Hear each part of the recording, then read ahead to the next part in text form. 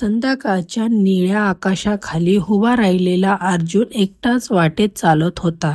हातातल्या जुनी पोटलीत फक्त काही कपडे आणि आईचे सोनारी फोटो होते. आई गेली आणि त्याने अचानक आयुष्याची जाणीव केली. किती रिकामा, किती वाळवंटासारखा वाट होता.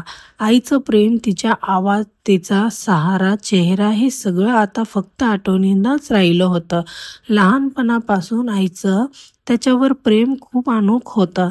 आईची गोष्ट सांगताना जणू संपूर्ण गाव एकत्र बसायचं. पण आज ती फक्त आठवणीमध्येच होती. शाळेतल्या दिवसात तिच्या आईची गोड आठवण नेहमी सोबत होती. त्याने प्रत्येक खेळ, प्रत्येक परीक्षा आईशी शेअर केली.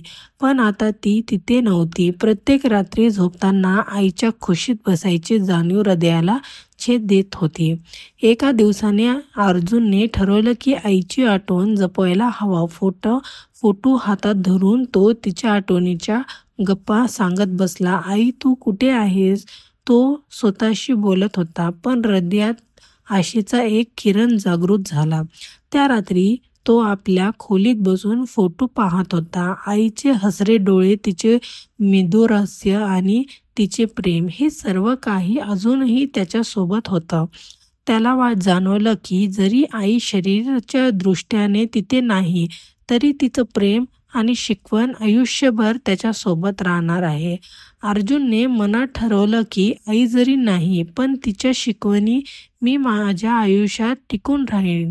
तिचा आदर्श आणि प्रेम माझ्या पावलामध्ये आहे. मी माझ्यासाठी जिवंत राहील. आई. त्या रात्री पाऊस आलेकच पडत होता. अर्जुन बाहेरच्या अंगणात उभा राहिला. आईच्या आठवणीमध्ये हरवत होता. हळूहळू त्याला समजलं की आईची अनुपस्थिती जरी दुःख देत असेल, तरी तिच्या आठवणीमुळे, मी प्रेमामुळे तो कधीच एकटा राहिला नाही. आशा करती हूँ कि आपको कहानी पसंद आई होगी। चैनल को लाइक एंड सब्सक्राइब जरूर करना। देखने के लिए धन्यवाद।